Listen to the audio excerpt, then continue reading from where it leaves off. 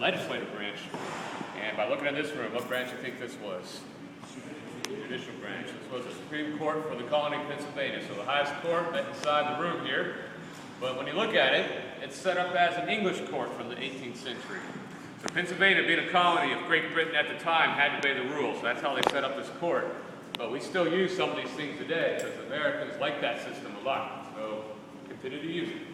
So these benches off to the sides, who do you think sat there? Jury did. Up top, sounds easy. Judges. Round table in the middle. That's a little bit different, but you guys might be able to figure that out. Who do you think sat there? Lawyers, attorneys all sat there. And defendant. Where do you think they would have stood? In the cage. So this was known as the prisoner's box. So it could have been a cage like this or a box.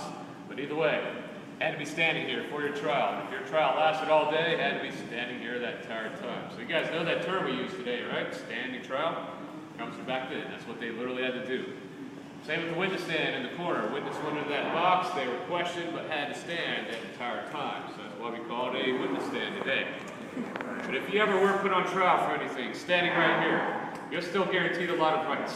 So you have the right to a free and public trial, right to a trial by jury, and even though you might look guilty standing here, you're actually innocent until proven guilty. So you can imagine, or you can see why the Americans like that system, because it gave them a lot of those freedoms they expected under the rule of Great Britain.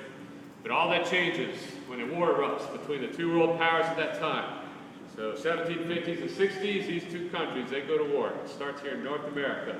It's called the French and Indian War. So England and France will go to war. Americans will fight with the British against France, but this war spreads across the entire globe. A lot of other countries get involved too. So they call it the 7 Years' War, and whoever wins it becomes that leading colonial power in the world. And England will win it by the mid-1760s. But just like any war, it's expensive. We know that from experience today. War is expensive. Same thing back then. So England now has to pay for that war. They got to start coming with some options. Taxes is one of those options. And American colonies get hit pretty hard with those taxes. So how do you think the Americans are going to like that?